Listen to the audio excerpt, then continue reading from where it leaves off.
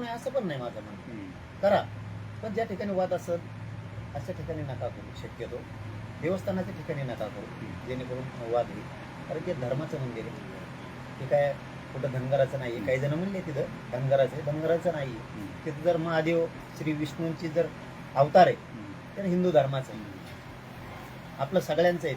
ते गाव पण तिथले मराठी पण तिथं कार्यक्रमाला येत आहेत, धनगर पण येत आहेत. त्याच्यात जात तोलू नका.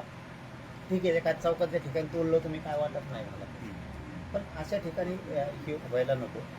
पुतळे उभा करा नका करू, हे दोन्ही मी म्हणत नाही. पण आता काय होतंय, काही काही षडयंत्र करतात का काय असं पण वाटायला लागलंय आता.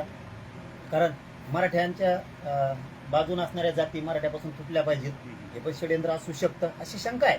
कारण ते ना आपल्याला काहीच नसतं, मग तुम्ही बंगले बांधू शकता, गाड्या घेऊ शकता, सगळे गाव मिळून 1 गुंठा किंवा 4-5 गुंठे जमीन हक्काची घेऊन तुम्ही तिथं त्याही थाटात छत्रपतींना का बसू शकत नाहीत? का बसू शकत नाहीत? चौकातच का बसवायचे?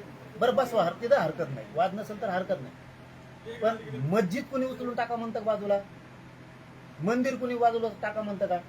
जागे ते छत्रपतीच्या नावांवरती त्यांच्या स्मारकासाठी मराठा समाज एवढा कमजोर झाला का की तुम्ही स्वतःची जागा घेऊ शकत नाही? 2-3 गुंठे किंवा 1 गुंठा तिथं शाही पद्धतीत थाटात राजांचा पुतळा उभा करायचा नाही करू शकत तुम्ही? छत्रपती वादासाठी आहेत, पुतळा रातची आणून बसवायचा आणि लगेच सकाळी मारामाऱ्या एवढ्यासाठी? अरे तुम्ही एखादा गुंठा घ्या, 4-2 गुंठे घ्या, तिथं व्यवस्थित बांधकाम करा, सगळे